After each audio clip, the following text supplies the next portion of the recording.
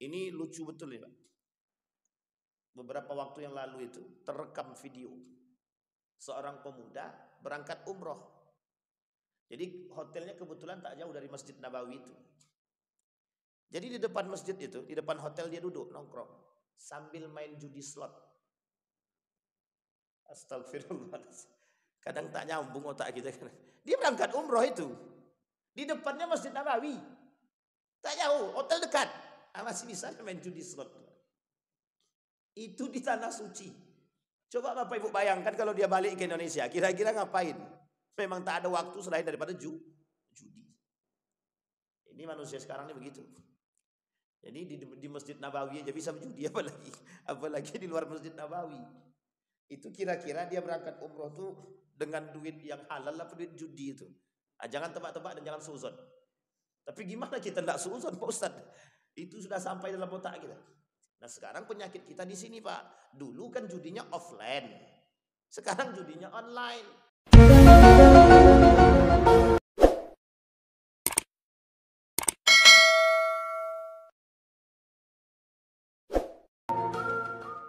A'udzu billahi minasyaitonir rajim. Bismillahirrahmanirrahim. Assalamualaikum warahmatullahi wabarakatuh.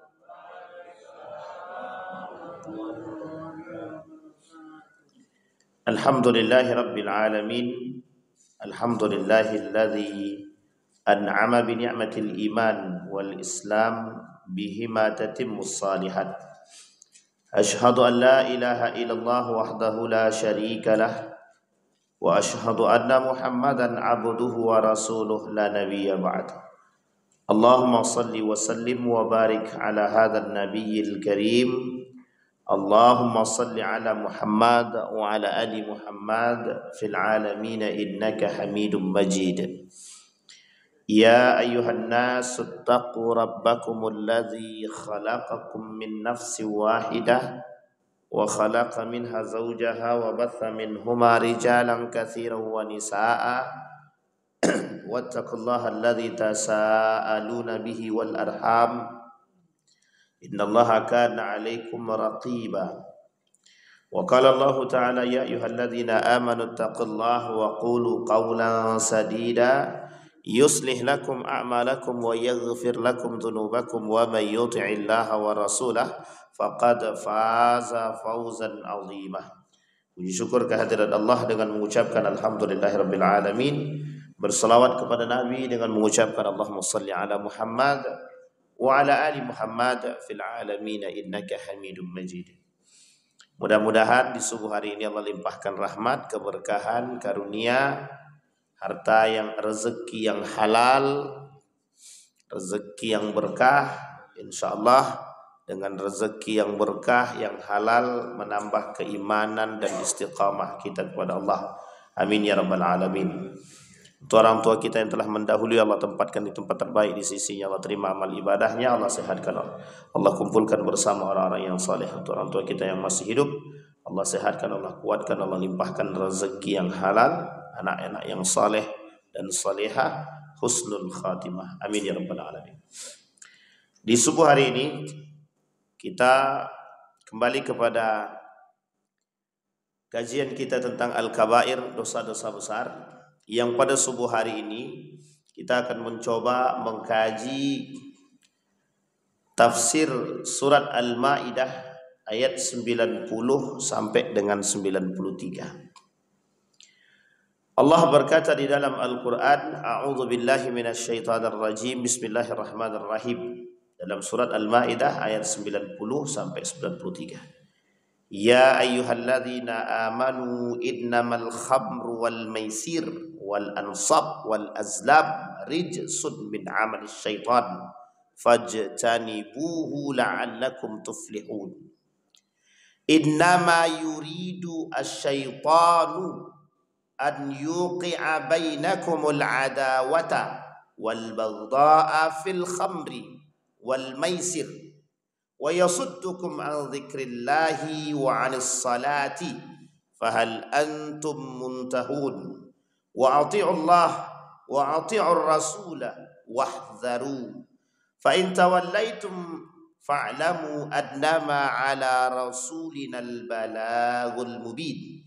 Laisa 'alal ladzina amanu wa 'amilus shalihat junahun fima ta'imu idza mattaqaw wa amanu wa 'amilus shalihat thumma ittaqaw wa amanu thumma ittaqaw wa ahsanu wallahu yuhibbul muhsinin. Bapak Ibu sekalian yang berbahagia, hari-hari ini, akhir-akhir ini, kasus-kasus demi kasus sering kita temukan sekarang. Banyak persoalan-persoalan yang memang menjadi persoalan PR kita bersama. Mengapa sih anak-anak sekarang, generasi-generasi sekarang sulit bagi kita untuk mengajak mereka kepada kebaikan kecuali sebagian kecil dari mereka yang mau mengikuti. Pengaruh pergaulan bebas yang hari ini kita temukan sungguh sangat besar sekali. Pergaulan-pergaulan bebas hari ini itu dampak daripada cara pandang yang terpengaruhi oleh westernisasi, kebarat-baratan. Gaya berpikir yang bebas memiliki dominasi kepada karakter anak yang berubah sedikit demi sedikit, yang keluar daripada arus yang lurus, sehingga terjadi penyimpangan-penyimpangan yang tidak diinginkan. Perbuatan anak-anak hari ini, generasi muda hari ini, tak lepas daripada pengaruh pikiran atau pemikiran atau karakter yang datang dari barat ke sini. Tak bisa kita katakan tidak, karena memang pengaruh itu ada. Pasca runtuh Turki Utsmani itu, Islam betul-betul mengalami keadaan yang betul-betul anjlok. Degradasi itu, penurunan akhlak itu disebabkan karena beberapa hal. Kalau para ulama sederhana sebenarnya, kata para ulama, degradasi akhlak itu, penurunan akhlak itu karena memang tak beriman aja. Kalau banyak iman selesai. Kalau kuat imannya berakhlak. Tapi pertanyaannya, mengapa tidak beriman, itu yang menjadi masalah. Mengapa anak-anak sekarang itu kurang iman? Masalahnya apa? Itu tadi pengaruh pemikiran mereka tadi. Semisal persoalan pacaran. Kita bilang pacaran itu dalam agama hukumnya haram. Uang bapak aku pacaran dulu, Ustaz. Kita yang bilang, agama yang bilang bahwa pacaran itu haram. Berpegangan tangan itu haram. Tapi karena ada orang yang mengatakan pacaran itu boleh, asal tidak berhubungan badan, ini menjadi masalah tuh. Jadi pengaruh pikiran yang sebegitu ringan masuk ke dalam benak anak-anak tadi, yang dianggap pacaran yang dilarang itu yang berhubungan badan. Jadi kalau tak berhubungan badan, kata mereka tak masalah. Namanya aja normal, Pak Ustaz, suka sama suka. Jadi alasan dalil yang dipakai oleh anak-anak sekarang itu kenapa mereka banyak yang melakukan pergaulan bebas, itu karena faktor itu tadi. Jadi dalilnya itu normal, Pak Ustaz. Masa kami suka sama laki-laki? Kalau suka sama laki-laki kan lain arah itu. Itu masuk kaum Nabi Lut sudah gitu. Tenang, aman. Jadi Bapak Ibu sekalian yang berbagi, itu pengaruh pikiran itu. Dan itu pemikiran sederhana kan? Kami tak ngapa-ngapain Ustaz. Orang cuma boncengan aja.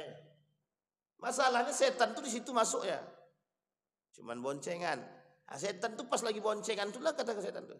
Lebih kata setan, lebih gitu deh. Nggak. Boncengan aja. Sekali dua kali kuat dia bertahan, Pak. 3 kali ke atas hilang cerita. Akal sehat pun hilang. Jadi kalau sudah berkumpul laki-laki dan perempuan, dalam bahasa lain khulwat itu yang ketiga kata para ulama kan yang tiganya setan. Nah setan ini kerjaannya cuma menghasut itu aja. Kalau cuma duduk berdua aja ngapain? Pegang tangan sedikit gitu. Ndak, haram, haram. Sudah tahu haram tapi berduduk berdua halal pula kan. Sampai sini paham Bapak Ibu. Ini pengaruh pikiran yang sederhana mempengaruhi pola pikir anak-anak kita yang sekarang. Sehingga mohon maaf Bapak Ibu, cara pandang kita itu bukan cara pandang agama, tapi cara pandang kita lebih kepada nalar logika. Gitu. Allah cuman begitu aja pun. Gitu. Sehingga Bapak Ibu boleh lihat sekarang betapa mudahnya laki-laki dan perempuan berpegangan sekarang, sentuh menyentuh itu. Padahal hukum laki-laki menyentuh perempuan itu haram. Lah perempuan menyentuh laki-laki juga haram. Kecuali dalam posisi yang betul, satu tidak disengaja, yang kedua terpaksa. Coba bayangkan. Kalau tidak haram hukumnya. Pertanyaannya, kita kan terbiasa dengan begitu dianggap biasa. Pertanyaannya mengapa kita terbiasa dan menganggap itu biasa? Karena kita tak paham akan ilmunya. Setelah kita paham ilmunya, sesuatu yang terbiasa yang begitu mendalam menjadi sebuah kebiasaan, sulit untuk kita rubah. Nah begitulah keadaan kita sekarang. Jadi anak-anak sekarang itu mengikuti apa yang dibuat oleh pendahulunya. Nah yang menjadi masalah itu pendahulunya ini yang menjadi masalah. Jadi memberikan dampak negatif yang besar. Sampai di sini paham ya Bapak Ibu. Itu pengaruh pergaulan. Sama halnya perbuatan yang sederhana itu terjadi kepada orang-orang yang melakukan perbuatan-perbuatan minuman-minuman miras, minuman keras. Sekarang ini selain daripada pergaulan bebas, di setiap pergaulan bebas mesti ada sampingannya. Sampingannya apa? Miras, minuman keras. Yang kedua, narkoba, narkotika. Yang ketiga, apa lagi yang ketiga itu? Judi. Nah ini tiga ini, itu biasanya selalu bersamaan. Pengaruh daripada pergaulan bebas tadi menjerumuskan generasi kepada perbuatan-perbuatan tersebut itu. Nah sekarang kita coba lihat di dalam Al-Quran. Yang Allah sebutkan dalam Al-Quran. Kata Allah, Ya ayyuhalladzina amanu innamal khamru wal maisir wal ansab wal azlam rijsun min amalis syaitan. Fajtanibuhu. Kita lihatin gak kalimat ini dalam Al-Quran. Yang pertama, wahai orang-orang yang beriman, sesungguhnya khamar, judi, panahan yang berjudi, panahan-panahan itu yang mengandung unsur perjudian dan perbuatan-perbuatan yang lain, rijsun min amalis syaitan, bagian daripada perbuatan syaitan. Bagian daripada perbuatan syaitan. Allah sebut fajtanibuhu, jauhi oleh kalian, la'allakum tuflihun, agar kalian menjadi orang yang berbahagia atau beruntung. Kalimat selanjutnya, innama yuridu asyaiton, sebenarnya setan pengennya kalian terjerumus an yuqi'a bainakumul ada wal baghdha. Jadi karena kalian minum khamar, karena kalian main judi, nanti kalian tuh pasti berkelahi. Nah setan buat tuh permusuhan. Pengennya kalian tuh terjebak dalam permusuhan. Berkelahilah kalian. Entah berkelahi suami istri gara-gara main judi. Abangnya asik main judi, ya sudah main judi kalah lagi. Mending kalau menang, kata bininya. Masa ada mendingnya kalau menang? Jadi kalau menang, dek abang main judi, dek menang, dek alhamdulillah dek. Alhamdulillah. Berapa menang emang 1.000 aja. Kalahnya banyak lagi gitu deh. Menang 1.000 kalah 200.000 KO deh. Jadi kalau menang istrinya senang, kalau kalah istrinya ngumpat. Itu dua-duanya salah itu, dua-duanya salah itu. Tidak ada betul-betulnya dua-dua itu. Paling nampak tuh perkelahian suami istri dulu. Karena minyak dengan air itu tak pernah bersatu. Tak pernah bisa bersatu. Yang baik dan buruk itu tak bisa bercampur. bini dia rajin sholat, laki dia rajin judi, mesti berkelahi itu. Mesti berkelahi dalam rumah tangga. Entah piring yang melayang, entah meja yang bocor, berkelahi aja terus. Anak dengan bapak, bapak dengan ibu, ini sering terjadi, Pak. Kata setan, pokoknya kalian tuh, setan tuh pengennya kalian berkelahi gara-gara khamar dan maisir. Wa yasuddukum an dzikrillah. Jelas, dia pengen kalian berpaling daripada zikir kepada Allah. Begitu juga wa anis salati, dari salat. Fahal antum muntahun, kata Allah dalam Al-Quran. Nah, ini kalimatnya, Pak. Apakah kalian nanti akan sampai pada akhirnya? Fahal antum muntahun. Nah, ini kata para ulama. Kita baca kitabnya, Bapak Ibu. Di dalam kitab tafsir Wahbah Zuhaili, tafsir Al-Munir. Nanti kita coba sandingkan dengan tafsirnya Ibnu Katsir. Kata Wahbah Zuhaili, ada balaghatul kalimat, ada kalimat indah dalam Al-Quran itu yang mengandung makna yang luas. Apa kata Allah? Fahal antum muntahun. Kata para ulama, uridu bil istifhamul amri, ay intahu, wa huwa min ablaghi ma yanha bihi lima fihi min al-haddi ala al-intiha. Qala Abu Sa'id fi tafsirihi, wa laqad akkada tahrim al-khamr wal maisir fi hadhihi al-ayah al-karimah yafnun at-ta'kid haitsu suddirat al-jumlah bi innama wa qurnan bil asnami wal azlam. Apa kata Wahbah Zuhaili? Kalimat innama dalam ayat Al-Quran tersebut yang pada akhirnya diakhiri dengan fahal muntahun, itu sebenarnya menunjukkan kepada kalian, hei, selesailah secepat mungkin.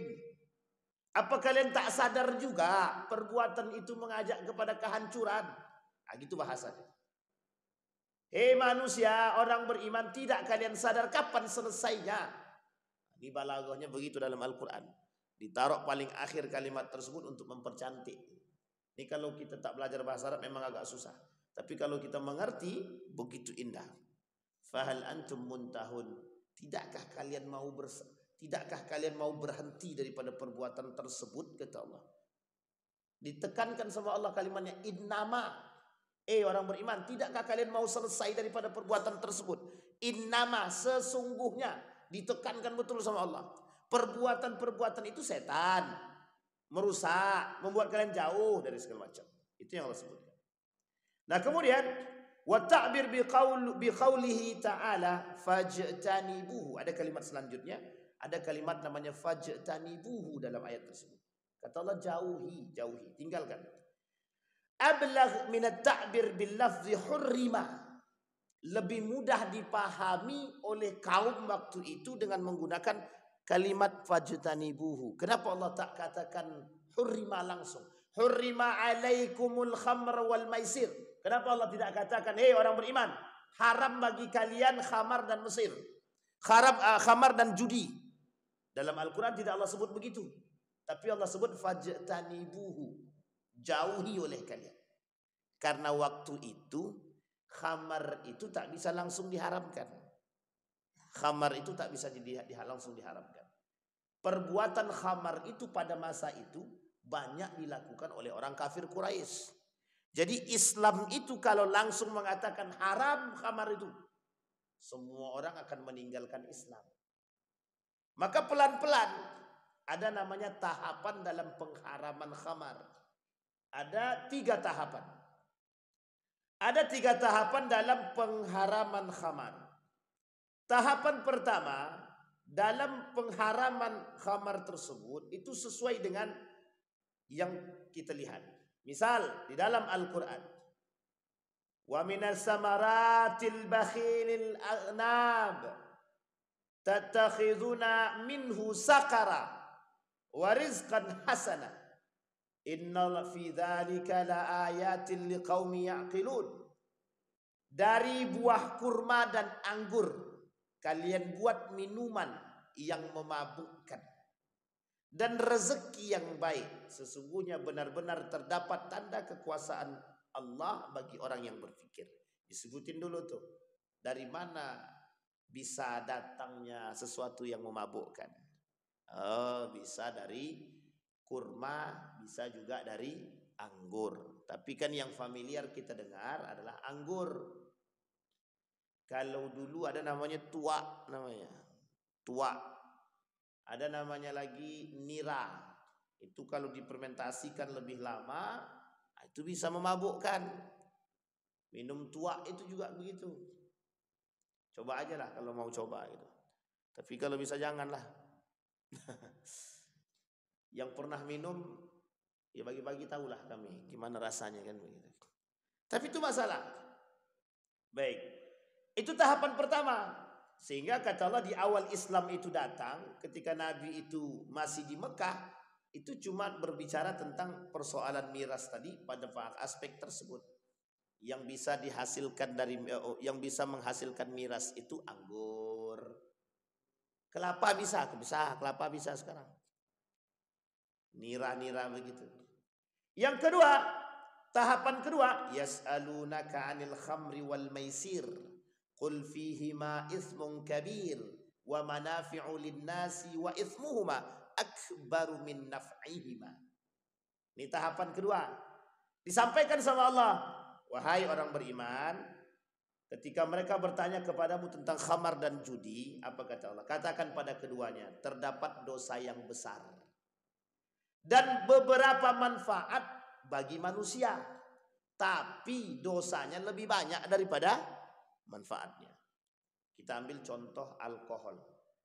Alkohol itu ada manfaatnya. Apa manfaatnya? Untuk apa, Bu? Untuk cuci, untuk apa namanya itu bius dan lain sebagainya. Ada manfaatnya. Pertanyaannya itu disuntik apa diminum? Nah, makanya ada namanya campuran minyak wangi kan pakai alkohol. Sekian persen, 0,5% tertinggi, ada yang 1%, ada yang 2%. Dan ini kemudian menjadi persoalan. Nah, pertanyaannya adalah, itu kan tak memabukkan, ya tak diminum. Sampai sini paham ya Bapak Ibu? Maka para ulama mengatakan alkohol itu boleh dipakai cuma pada untuk sesuatu yang memang darurat, kesehatan contohnya. Ada lagi digunakan untuk membersihkan luka, bisa, kan tak diminum juga. Disiram ke kaki yang mabuk kan tak mungkin. Nah, itu dia. Tapi kan tidak kita minum. Tapi itu untuk sesuatu yang darurat. Kata para ulama itu tak ada masalah. Nah, di sini kita penting mempelajari usul fikih. Usul fikih itu salah satu metode yang digunakan oleh para ulama untuk mengambil satu hukum. Tidak bisa langsung haram. Misal kita contoh ya son horek. Tahu Bapak Ibu son horek ya? Son horek itu. Lagi rame-ramenya tuh. Son horek yang besar itu. Itu tidak bisa tiba-tiba mengharamkan, itu tak bisa. Perlu ditengok kenapa harus haram dulu. Setelah ditengok, pengharaman sesuatu itu pasti pada dampak besar daripada perbuatan tersebut, mudarat. Atau lebih tepatnya illah. Kekurangannya di mana? Nah, kekurangannya ada pada izzah itu menyakiti. Syiar fasik, ada syiar kefasikan di situ. Son horeknya besar, mesti ada biduannya, joget-jogetannya, mesti ada sandingannya, Pak. Kalau sudah besar-besar begitu mesti ada sandingannya. Apa sandingannya yang paling sering kita temukan? 2. 1 minuman keras, yang kedua narkoba. Mesti begitu. Jadi kalau tak begitu kami tak geleng-geleng dengar musik tuh, Pak. Kita ambil contoh lagi, DJ. Harusnya bisa tidak son horek aja yang diharamkan itu harusnya. DJ itu juga diharamkan itu harusnya itu. Kenapa DJ juga harus diharamkan? Sama ladang kemaksiatan. Sebenarnya sederhana Bapak, sederhana. Bapak Ibu Maulid Nabi. Tapi dalam Maulid Nabi itu ada unsur kefasikan, haram sudah. Maulid Nabi. Tapi ada unsur kefasikan, fasik. Ada unsur kerusakan, mendatangkan biduan, mendatangkan kemaksiatan. Di belakang ada yang main minum khamar. Ini lucu betul ya Pak. Beberapa waktu yang lalu itu terekam video. seorang pemuda berangkat umroh. Jadi hotelnya kebetulan tak jauh dari Masjid Nabawi itu. Jadi di depan masjid itu, di depan hotel dia duduk nongkrong sambil main judi slot. Astagfirullah. Kadang tak nyambung otak kita. Dia berangkat umroh itu. Di depannya Masjid Nabawi. Tak jauh, hotel dekat. Masih bisa main judi slot. Itu di tanah suci. Coba Bapak Ibu bayangkan kalau dia balik ke Indonesia, kira-kira ngapain? Memang tak ada waktu selain daripada judi. Ini manusia sekarang ini begitu. Jadi di Masjid Nabawi aja bisa berjudi, apalagi di luar Masjid Nabawi. Itu kira-kira dia berangkat umroh tuh dengan duit yang halal apa duit judi itu. Jangan tebak-tebak dan jangan suuzon. Tapi gimana kita tidak suuzon Pak Ustaz? Itu sudah sampai dalam otak kita. Kita kembali. Tahapan kedua. Yas'alunaka 'anil khamri wal maisir. Bertanya ketika ada yang bertanya kepadamu tentang khamar, tentang judi. Qul fihima ithmun kabir wa manafi'u linnas. Katakan sama mereka ada dosa besar di situ. Tapi memang ada manfaatnya. Tapi ismuhuma akbaru min naf'ihima. Dosanya dia jauh lebih besar daripada manfaatnya. Ini sudah disampaikan. Tapi tidak langsung diharamkan, tak. Karena memang ada seorang sahabat waktu itu. Sahabat yang dianggap sahabat. Kita ambil contoh. Ada namanya Nuaiman. Nuaiman itu sahabat Nabi. Ini sudah pernah sering dengar cerita itu ya. Namanya Nuaiman itu. Nuaiman ini kerjaannya memang mabuk aja. Ada dua perbuatan yang dilakukan oleh Nuaiman itu. Yang membuat Nabi selalu tertawa. Satu cerita penjualan Nuaiman. Sahabatnya Abu Bakar ketika diajak oleh Abu Bakar jualan keluar kota Mekah, lebih tepatnya di Palestina di Syam Yordania itu. Jadi ketika jualan dia lapar. Nah Abu Bakar sedang pergi keluar, yang jaga ini kawannya Abu Bakar. Dia minta duit sama kawannya mau beli makan. Karena tak dapat makan dijualnya kawan Abu Bakar tadi. Orang-orang yang mau beli budak boleh itu budak aku situ kata dia. Dibelinya Pak, ditangkap budak tadi. Coba kurang ajarnya Nuaiman itu. Diceritakan sama Abu Bakar cerita tersebut, tertawa Nabi sampai gigi gerahamnya nampak. Itu yang pertama. Yang kedua, sama Pak, kelakuannya sama. Ada tamu datang bertemu dengan baginda Nabi, masuk ke Masjid Nabawi, ditambatkanlah ontak yang seger banget Pak. Dikerjain sama kawannya Nuaiman. Banyak kawan kita nih, orang-orang tak mampu nih belum pernah makan daging onta yang segar begitu. Diambilnya onta yang diikat tadi Pak. Dipotongnya langsung, dibagi-baginya kepada fakir miskin, Pak. Setelah selesai orang tadi keluar, "Loh, mana ontaku?" kata dia. Disuruhnya Nabi bayar. Coba kelakuannya Nuaiman. Tapi Nabi tak marah, tak. Nabi selalu tersenyum. Orang udah geram betul dengan Nuaiman karena memang karakter, Pak. Tapi Nuaiman itu selesai ibadah dia minum khamar, Pak. Selesai sholat itu dia pergi menyendiri, dia minum khamar. Satu ketika nampak sama sahabat Nabi yang lain, dicaci maki nih Nuaiman nih. Nabi datang. Kata Nabi, yang mencaci maki Nuaiman dia adalah sahabatku, yang dia mencaci maki di Nuaiman dia mencaci maki diriku, kata dia. Kata Nabi itu. Waktu itu belum turun tuh pengharaman khamar itu, Pak. Dan ini bukan pengecualian bagi Nuaiman, bukan. Karena kata Nabi satu-satunya orang yang bisa membuat aku tertawa lebih itu dia. Dan bahkan dalam hadis yang lain Nuaiman itu mendapat tempat istimewa di surga karena selalu membuat Nabi bisa tertawa gitu. Nah, ini kelebihan. Tapi bukan berarti boleh minum khamar, bukan. Jadi ini sahabat Nabi datang nih. Kata ayat ini kan sama sebenarnya karena ada sebab turunnya. Sebab turunnya begini. Ada orang minum khamar, kata Nabi, kalian jangan sholat kalau sedang mabuk.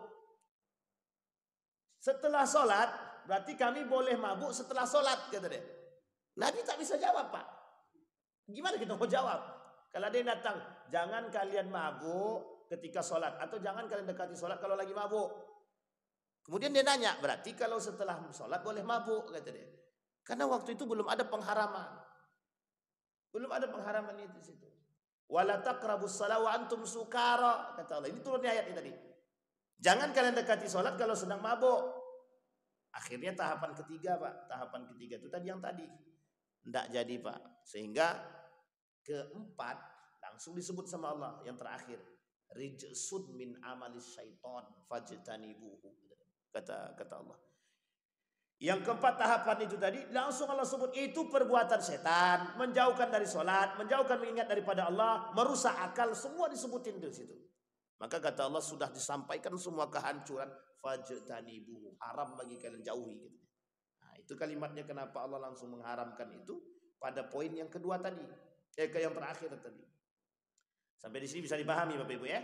Maka kata Nabi dalam riwayat sebab turun ayat tersebut, Ruya Ahmad an Abi Hurairah radhiyallahu anhu qala qadama Rasulullah sallallahu alaihi wasallam al-Madinah wa hum yashrabuna al-khamar. Nabi datang ke Madinah, penduduk Madinah minum khamar. Wa ya'kuluna al-maisir. Mereka memakan harta-harta hasil daripada judi. Fasa'alu Rasulullah sallallahu alaihi wasallam anhuma. Mereka bertanya kepada Nabi tentang perbuatan tersebut. Fa'anzalallah yas'alunaka 'anil khamri wal maisir. Ini sebab turunnya ayat yang tadi, orang-orang yang bertanya tentang khamar dan judi. Kemudian faqalat nas ma hurrima alaina, tidakkah diharamkan kepada kita? Innama qala ismun kabir, kata Rasulullah, itu hanya dosa besar. Bukan hanya ya, tapi itu dosa besar kata Rasulullah. Wa kanu yashrabuna al-khamar, mereka minum kemudian hatta kana yawman minal ayyam amma rajulin minal muhajirin wa ashabu fil maghrib fa khalata fi qiraati fa anzalallah ayatan ashadda minha. Kata ini. Jadi ketika Nabi bilang khamar judi itu dosa besar, mereka masih minum tuh. Satu ketika, satu hari, salah seorang di antara mereka jadi imam. Yang minum khamar tadi. Yang minum khamar, tapi dia jadi imam. Coba gimana tuh kebayang enggak tuh Bapak Ibu? Kebayang enggak? Sedangkan bawa mobil aja minum khamar, mabuk, nabrak orang. Itu kejadian kasus itu yang di Hang Tuah. Yang di Hang Tuah. Bapak, anak, suami, istri, dua meninggal, tinggal satu. Nggak tahu yang terakhir itu meninggal apa tidak itu. Itu ditabrak oleh laki-laki dan perempuan, bukan pula orang Riau itu. Entah orang mana platnya itu. Tabrak itu gara-gara mabuk itu. Pokoknya banyak lah. Banyak orang-orang mabuk ini memang masalah. Pembunuhan yang di mana itu? Di Panam itu. Itu juga sama itu, dipukulnya. Manusia tak punya akal. Ya orang lagi mabuk memang gimana, akal tak ada. Jadi biar cepat orang mabuk itu, percepat akalnya saya tuh, tempelengi sekali itu. Sampai dia muntah kan, itu baru sadar dia. Tak bisa begitu Pak, tak bisa. Nanti awak pula dipukulnya kan. Saya pernah Pak, ada orang minum khamar di Indomaret, kebetulan kawan. Ditempelengnya awak ditempeleng. Saya tempeleng balik juga. Tak juga sadar dia. Besok pagi baru sadar dia, minta maaf dia. Maaf saya. Kok bisa sadar gitu kan? Hilang akal kita Bapak Ibu, hilang akal itu ributnya. Coba bayangkan. Nah, kata Nabi Zatul Ayyab, ketika satu hari ini yang mabuk nih jadi imam. Ketika jadi imam dalam sholat maghrib, fa khalata fi qiraatihi. Tahu-taunya salah dia baca tadi. Ngelantur ya, gimana mau nggak ngelantur orang sedang jelas sesat itu Pak. Jelas susah dia menjawab. Akhirnya kata Allah, fa anzalallahu ayatan asyadda min. Allah turunkan ayat yang lebih berbahaya, lebih ditekankan daripada tersebut. Ya ayyuhalladzina amanu la taqrabus shalah wa antum sukara hatta ta'lamu ma taqulun, kata Allah. Belum sampai pengharaman yang sadis ini. Baru Allah kata, kalau kalian mau sholat, selesaikan dulu mabuk kalian. Sadarkan dulu. Biar apa yang kalian ucapkan itu jelas. Mengerti sampai mengerti apa yang kita ucapkan. Thumma nazalat ayatan asyadda fi dzalika. Kemudian turun ayat lain. Ya ayyuhalladzina amanu innamal khamru wal maisir rijsun min amalis syaitan, langsung diharamkan. Kata Allah sampai kalimatnya fahal antum muntahun, qalu intahaina rabbana, ya Allah selesai urusan kami dengan urusan tersebut. Khamar, judi, selesai.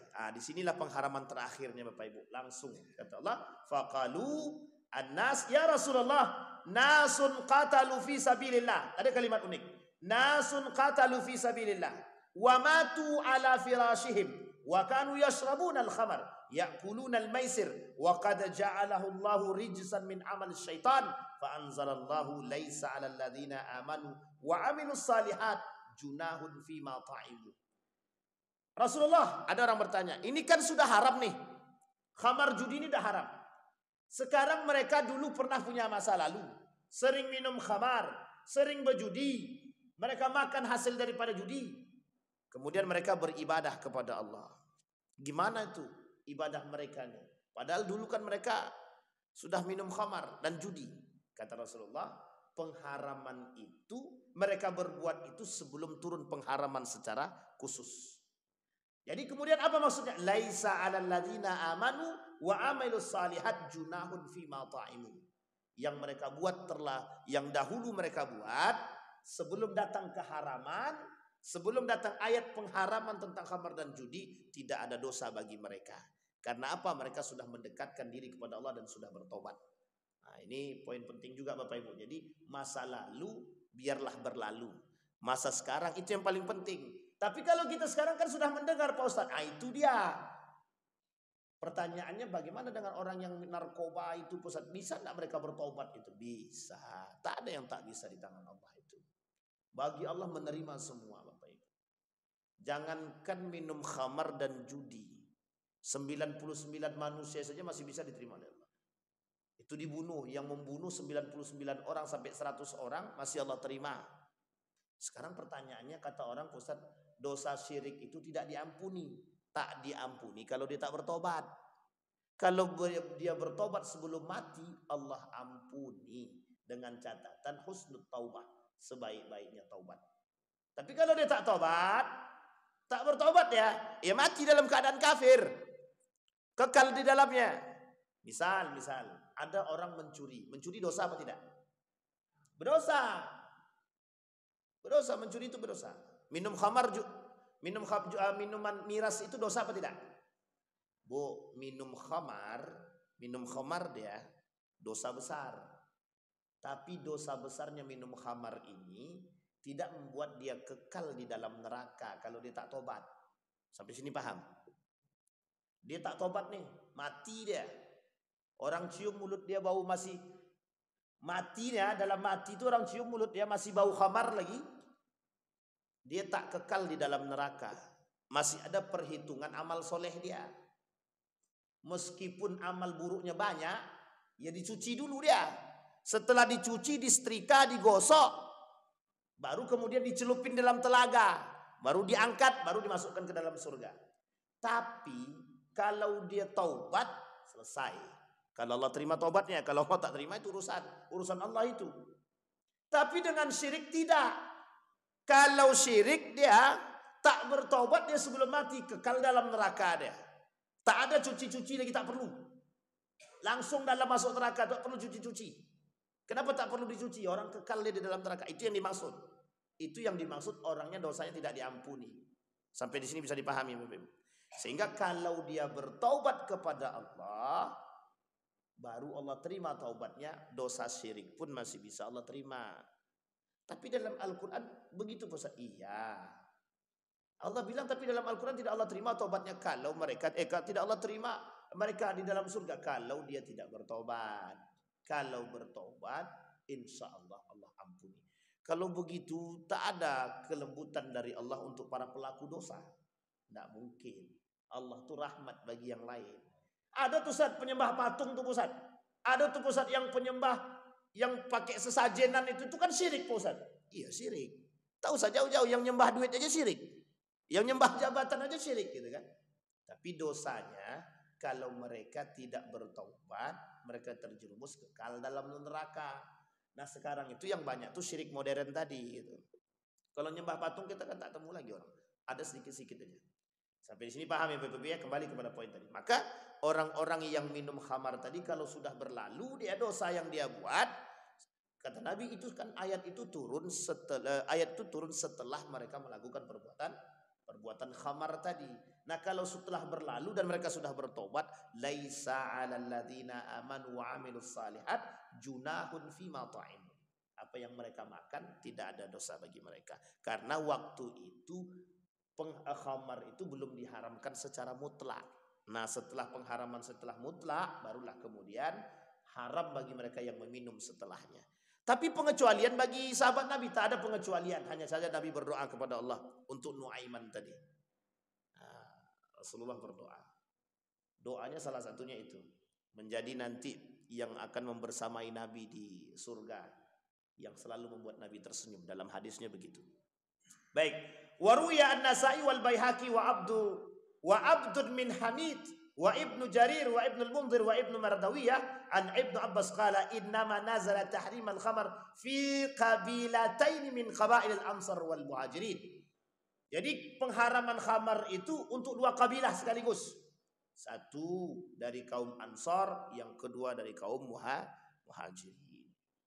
Min qabail al-Ansar syaribu falamma ansumila al-qaum abasa ba'duhum bi ba'd falamma sahhu ja'ala ar-rajul yara al-athar fi wajhihi wa ra'si al-hayyah wa lihyatihi fayaqul sana abi hadha akhi fulan wa kanu ikhwatun laysa fi qulubihim saghaid fayaqul wallah law kana akhi bi ru'ufan rahiman ma sana abi hatta waqa'at ad-daghain fi qulubihim fa anzalallahu hadzal ayat ayyuhalladzina amanu innamal khamru wal maisir. Jadi kata Allah, kata Imam Wahb Az-Zuhaili, ketika manusia-manusia itu melakukan perbuatan-perbuatan minum khamar itu dan judi tersebut, seolah-olah mereka ini bermusuhan, tidak bersahabat. Timbul banyak dampak negatif sesama mereka, saling berkelahi, saling bertikai. Nah, maka ketika ditekankan sama Allah, itu sesungguhnya khamar itu, judi itu tidak akan mendatangkan kebaikan bagi kalian. Karena setan pengennya kalian itu berkelahi, itu aja. Sekarang masalahnya, apakah setiap orang yang minum khamar itu berkelahi?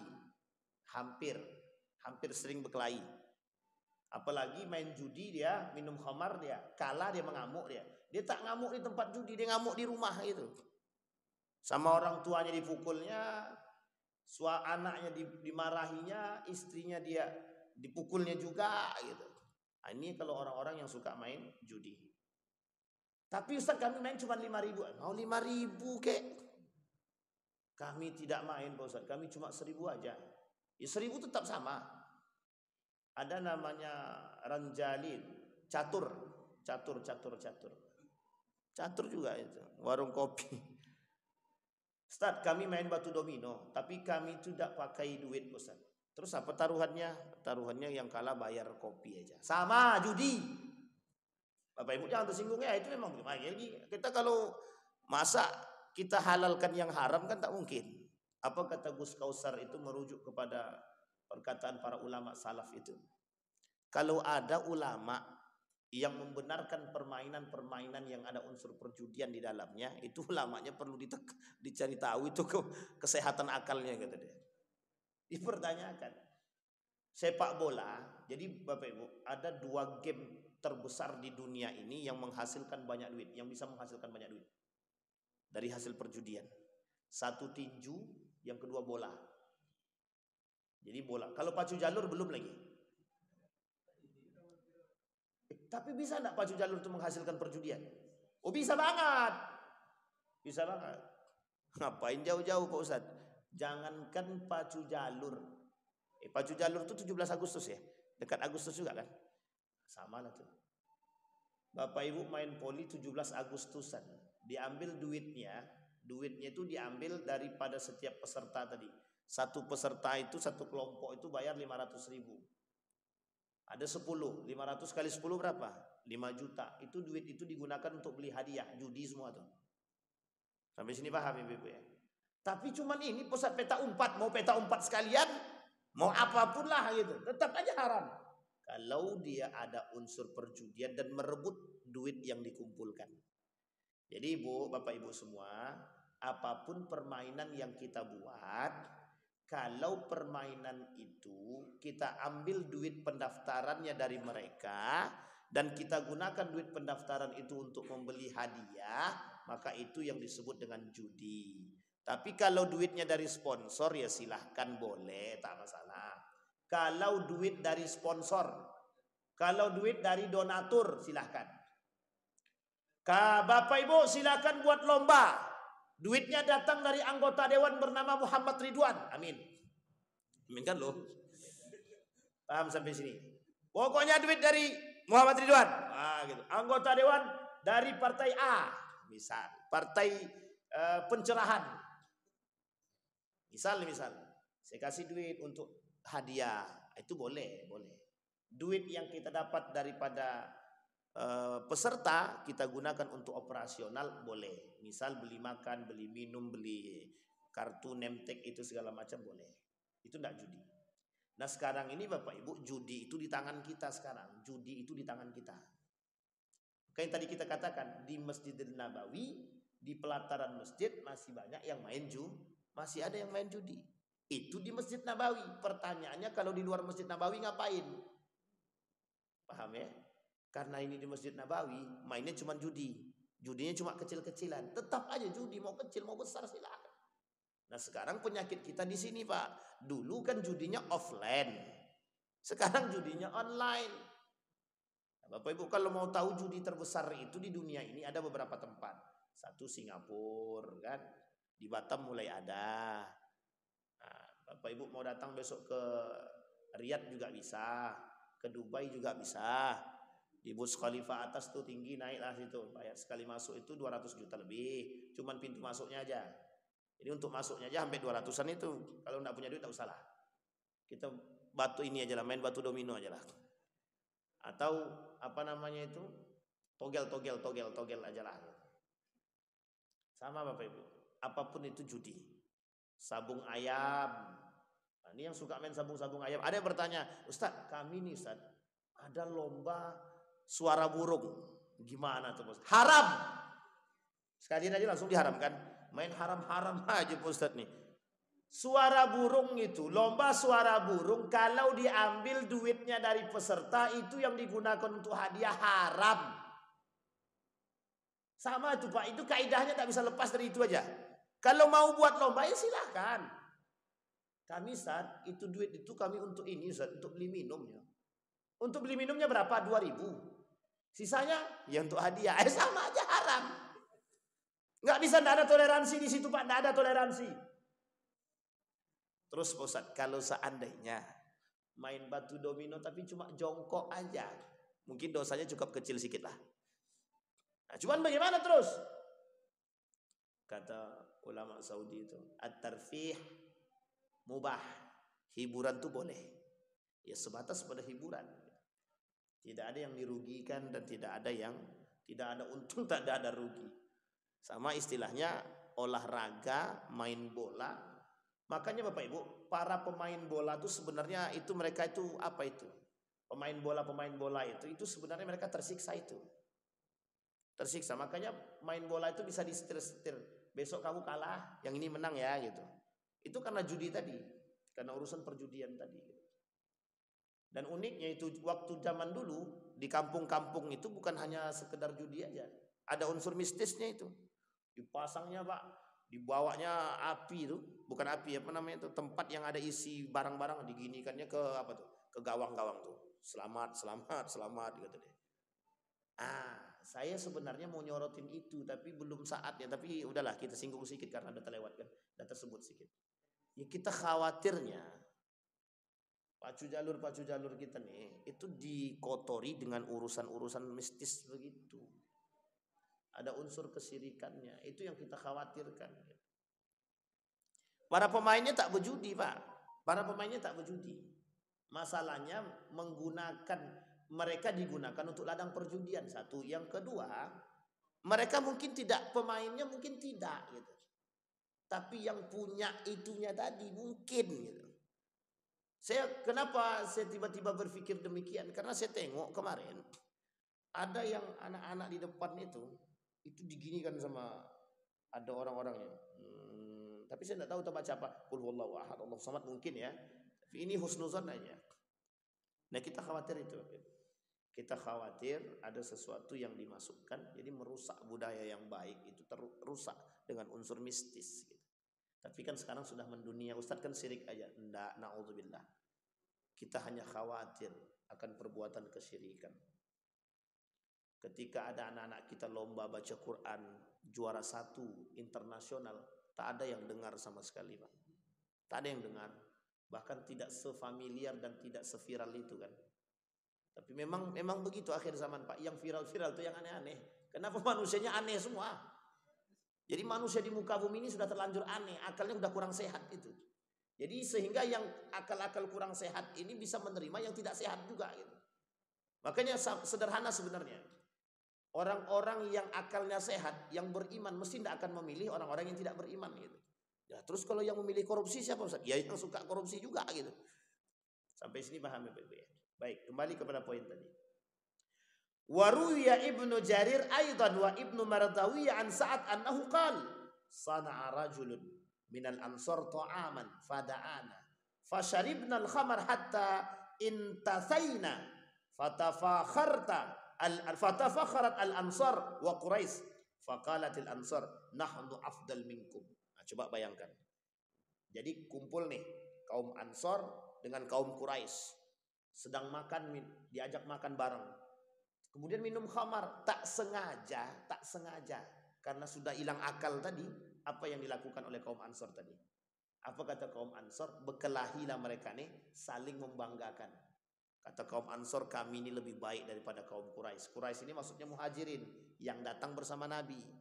Coba bayangkan. Sampai akhirnya bertikailah mereka. Itulah kenapa Allah kata wa ismuhuma akbar min naf'ihima. Sekarang Bapak Ibu kita lihat dampak negatifnya. Dampak negatif daripada khamar itu ada yang pertama dampak agama. Dampak agama. 1. Orang yang minum khamar ini mesti hilang akal. Dan mereka tidak akan benar dalam urusan agama. Yang kedua, adamu ita'atillah, mereka tak akan pernah taat kepada Allah. Itu para ulama. Adamu ita'atillah, sudah menentang Allah. Yang ketiga, mereka tidak taat kepada Rasulullah. Yang keempat, wa yasudduna an dzikrillah, setan berusaha mengajak kita jauh daripada zikir, jauh daripada sholat. Mesti itu. Kemudian kata Allah, dan mereka menginginkan kita berkelahi dengan sama saudara kita. Setan menginginkan kita yang melakukan perbuatan khamar tadi bermusuhan dengan saudara-saudara kita. Sekarang kita tinjau dari dampak negatifnya pada aspek sosial. Berapa banyak hari ini orang yang mabuk yang mencelakai orang lain? Tidak sedikit, Pak. Banyak sekali. Pertanyaannya, mengapa tetap masih ada penjualan miras? 1. Kurangnya perhatian pemerintah secara total terhadap miras tersebut. 2. Kurangnya perhatian masyarakat terhadap itu. Ini kalau sempat, jadi ada satu swalayan terang-terangan tuh jual bir bintang itu. Ditaruhnya di depan, pas pintu masuk kita masuk, langsung ditaruhnya Pak, bir bintang itu di situ. Itu kan terang-terangan. Yang ketiga, kita sedang mengundang azab Tuhan. Jadi orang yang masih melakukan minum khamar setelah pengharaman berarti dia akan menentang Allah. Ya Allah, perhatikan, dia tak mengatakan langsung, tapi dia mengatakan begini, ya Allah, tengoklah kami sedang mabuk. Begitu sebenarnya. Uniknya, umat muslim yang minum itu tidak sadar gitu. Ya gimana mau sadar Pak Ustaz? Sekarang ini Bapak Ibu ada yang sebanding dengan itu, sama-sama memabukkan narkoba, narkotika. Coba Ibu tengok orang, Bapak Ibu tengok orang anak-anak yang suka narkoba itu, gimana mukanya itu? Badan kurus, hidup segan, mati tak mau. Kalau bisa mati aja langsung selesai urusan kan gitu. Tapi kan tidak begitu Bapak Ibu. Harus direhab, harus diinikan. Sekarang bagaimana caranya mengobati mereka yang sudah rusak itu? 1, kata dia pakai rehabilitas. Kalau cuma direhab saja mungkin, tapi kalau dia berkumpul lagi sama kawan-kawan dia, selesai urusan kita Pak. Balik lagi dia. Satu-satunya obat terbaik dalam rehabilitas itu harus ada penanaman agama. Kalau tidak akan tobat. Sampai sini paham. Yang kedua faktor lingkungan. Usir dia langsung dari kampung itu. Pindahkan dia ke pesantren. Selesai itu. Kalau tak pesantren itu dibuatnya mabuk semua. Nah insya Allah tidak. Karena tidak. Kalau sudah jadi Bapak Ibu, narkoba minuman keras nih. Kalau dia terputus dari itu insya Allah selamat tuh. Insya Allah selamat. Tapi kalau tak terputus masih ada jaringan, itu yang susah. Nah, ini kami tahu betul itu karena ada beberapa keluarga itu yang seperti itu. Dan mereka alhamdulillah sekarang tak lagi. Karena memang harus diputuskan habis, kalau enggak habis. Kalau masih terikat habis. Sampai di sini paham Bapak Ibu ya? Apa kata Allah? La tuharrimu at-tayyibat ma ahallallahu lakum. Hei orang-orang beriman, jangan kalian mengharamkan sesuatu hal yang baik yang telah kami halalkan. Dan sebaliknya, jangan menghalalkan sesuatu yang kami haramkan. Ahalla harama wa harrama halala. Nah, Bapak Ibu sekalian yang berbahagia, judi dosa besar. Tadi kita sudah sampaikan persoalan miras, insya Allah ke depan kita akan sampaikan dosa dan bahaya besar terhadap permainan judi itu. Termasuk lagi hasil bukan renovasi, perkembangan judi di masa sekarang. Itu lebih besar dan lebih berbahaya dari apa yang kita lihat sekarang. Kalau zaman dulu judinya offline, itu di warung kopi hasilnya kecil. Paling berapalah gitu kan. Tapi kalau togel lumayan Ustaz, ya tergantung pasangnya kan gitu. Nah, nanti kita tengok di pertemuan selanjutnya. Mudah-mudahan ada manfaat bagi kita semua. Kita berdoa kepada Allah semoga apa yang kita sampaikan ada manfaatnya dan berkah dan menambah keilmuan kita dan rasa takut kita dan khawatir kita kepada Allah terhadap generasi-generasi kita akan tersebarnya minuman-minuman keras ini. Semoga pemerintah kita mendengarkan apa yang kita sampaikan pagi hari ini, mereka berani mengambil kebijakan untuk menumpas miras-miras tersebut sehingga agar tidak merusak generasi-generasi kita. A'udzubillahi minasyaitonirrajim. Bismillahirrahmanirrahim. Alhamdulillahirabbil alamin. Hamdas syakirin, hamdan naimin. Hamda yuwafi ni'amahu wa yukafi'u mazidah. Ya Rabbana lakal hamdu kama yanbaghi li jalali wajhikal karim wa azim sultani. Allahumma faqihna fid din wa alimna ta'wil. Allahumma salli ala Muhammad wa ala ali Muhammad. Allahumma ighfir lana dhunubana wa dhunuba walidina warhamhuma kama rabbayana shighara. Allahumma ighfir lahum warhamhum wa'afihim wa'fu anhum wa akrim nuzulahum wa wasi' madkhalahum waj'alil jannata mathwahum. Allahumma ansur man nasara ad-din wa akhdhul man khadhal muslimin. Allahumma ansur ikhwanana al-mujahidin. Allahumma ansur ikhwanana al-mujahidin fi Palestin wa fi Gaza wa fi kulli makan. Allahumma akhtimna bis salihin. Allahumma inna nas'aluka imanan kamila wa yaqinan sadiqa wa amalan salihan maqbula wa tijaratan lan tabur. Allahumma tsabbit qulubana bil iman wa tahhir qulubana bih. Allahumma ansur man nasara ad-din. Allahumma tsabbit qulubana bih. Allahumma ij'alna minas su'ada'il maqbulin wa la taj'alna minal ashqiya'il mardudin. Allahumma jannibna min munkaratil akhlaq wa sayyi'atil khuluq. Allahumma jannibna min munkaratil akhlaq wa sayyi'atil khuluq. Allahumma akhtimna bis salihin. Rabbana atina fid dunya hasanah wa fil akhirati hasanah wa qina azabannar. Rabbana hab lana minas salihin. Rabbana hab lana min azwajina wa dhurriyyatina qurrata a'yun waj'alna lil muttaqina imama. Da'wahum fiha subhanakallah humma wa tahiyyatun fiha salam wa akhiru da'wana alhamdulillahi rabbil alamin. Assalamualaikum warahmatullahi wabarakatuh.